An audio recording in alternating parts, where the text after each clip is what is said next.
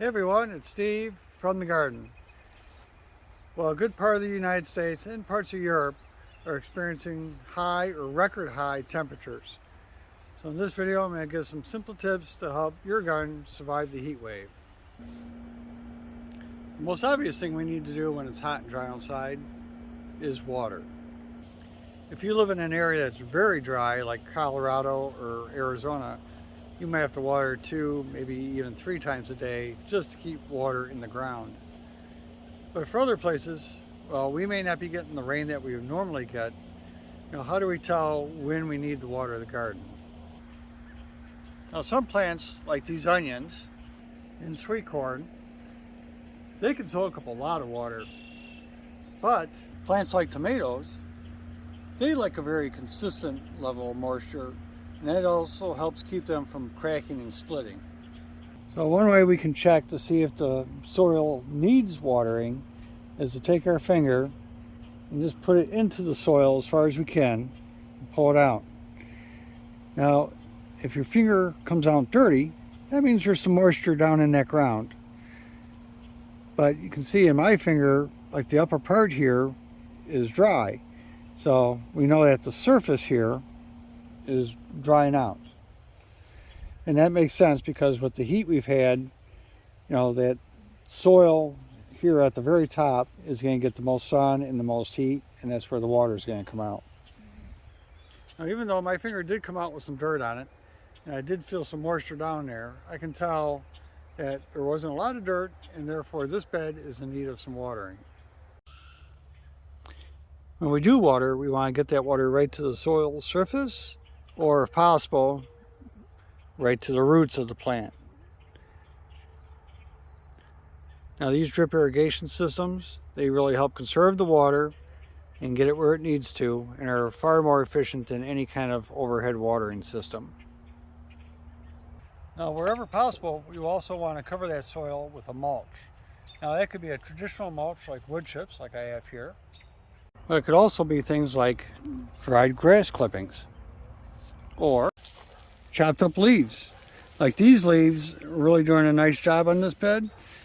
I haven't had the water in a few days, and you can see below the leaves that soil is still nice and moist. Around these peppers, I took some of the semi-finished compost from my Johnson Sioux bioreactor and I put it on the bed. And you can see this material, while it is breaking down, it actually makes a really nice mulch. And as it continues to break down, it'll add more nutrients to the soil. But in the meantime, it's really helping to hold that moisture in, and I was able to lay it on here really thick. Let's not forget plant vegetation. The raspberries in this bed are so thick that it blocks all the sun from getting down to the soil level, which also helps to hold the moisture in. Shade cloth can also provide cover for your plants, and this helps in reducing that temperature during the daytime so that the inside stays cooler. Before I put the shade cloth on, I was losing about 25% of my strawberry harvest just because the berries were getting so hot that they were going bad quickly. Once I put this on, that problem for the most part went away. Now, this can be especially important for plants that don't like hot weather, things like lettuce and cabbages and other brassicas. Peas would be another one. Those things that really prefer a cooler temperature really benefit from some shade cloth. Your cool weather plants can also benefit from having afternoon shade naturally. So if you have a spot in your garden where it gets shade from, say, 1 o'clock to 3 or 4 o'clock, that would be an ideal place to put those cool weather plants.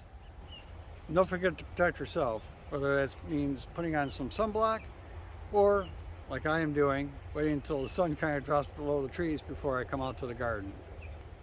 Which has the added benefit of it's the time when the temperatures are coming down, it's much more pleasant to be out here. I hope you enjoyed, hope you got something out of this, and we'll see you on the next one. For those of you that live on the west coast of BC, your problem is that you're not getting enough heat. But since I have extra, I'm going to help you out. I got my fan blowing in your direction to blow some of my extra heat over your way, and it should be arriving right about the time that this video comes out.